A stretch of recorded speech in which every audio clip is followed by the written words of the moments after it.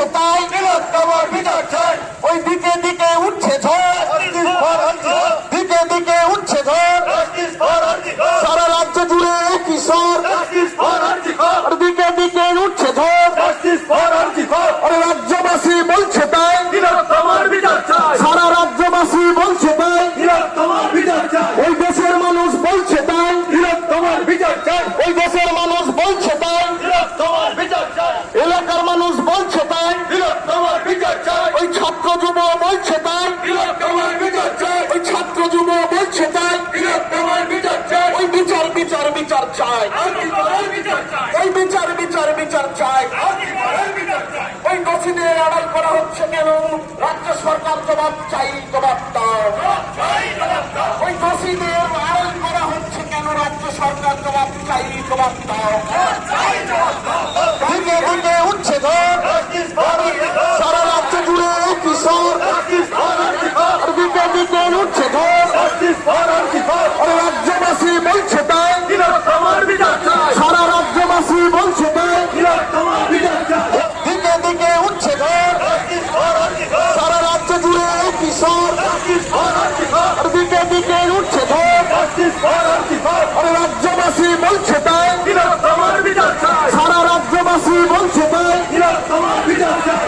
দিকে দিকে উঠছে ঝড়, সারা রাজ্য জুড়ে একই স্বর, আর দিকে দিকে উঠছে ঝড়, আর রাজ্যবাসী বলছে তাই, তোমার বিচার চাই। সারা রাজ্যবাসী বলছে তাই।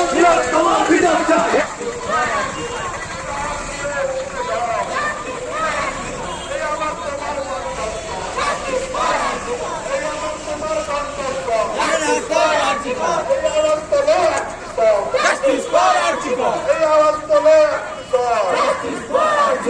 ভারতবাসীর একটি সং, ভারতবাসীর একটি সং, এই আমার তোমার কণ্ঠস্বর, এই আমার তোমার কণ্ঠস্বর, ভারতবাসীর কণ্ঠস্বর, এই ভারতবাসীর কণ্ঠস্বর, এই ভাই দাদাদের একটি স্বর, এই আমার ভাইয়ের একটি স্বর, এই আমার দাদার একটি স্বর, এই আমার বাবার কণ্ঠস্বর, এই নারী নিরাপত্তার একটি স্বর, এই আমার মায়ের। যে আরজি করে ঘটে যাওয়া যে নৃশংস ঘটনা, সেই ঘটনায় যারা যুক্ত আছে, যে সমস্ত অভিযুক্ত, তাদের কঠোর থেকে কঠোরতম শাস্তির দাবিতে, দোষীদের দৃষ্টান্তমূলক শাস্তির দাবিতে আজকে আমরা হলদিয়া নাগরিক মঞ্চের পক্ষ থেকে একটি বিশাল প্রতিবাদ মিছিলের আয়োজন করেছিলাম। এই প্রতিবাদ মিছিলে অংশগ্রহণকারী আশা, অনেক স্বপ্ন ছিল। কেন তাকে মরতে হলো? আমাদের মনে প্রশ্ন আসবে না একবার?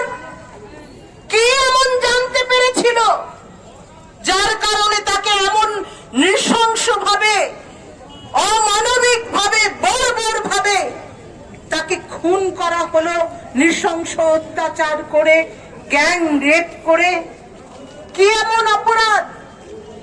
হয়তো সে জানতে পেরে গেছিল ওই কলেজে কোন সেক্স র্যাকেট চলছে, হয়তো সে জেনে ফেলেছিল যে ওখানে কিডনি পাচার চক্র কাজ করে, হয়তো সে জেনেছিল যে ওখানে জাল ওষুধ চক্র চলে, হয়তো সে কারণেই ওই মেধাবী মেয়েটাকে অকালে প্রাণ দিতে হলো।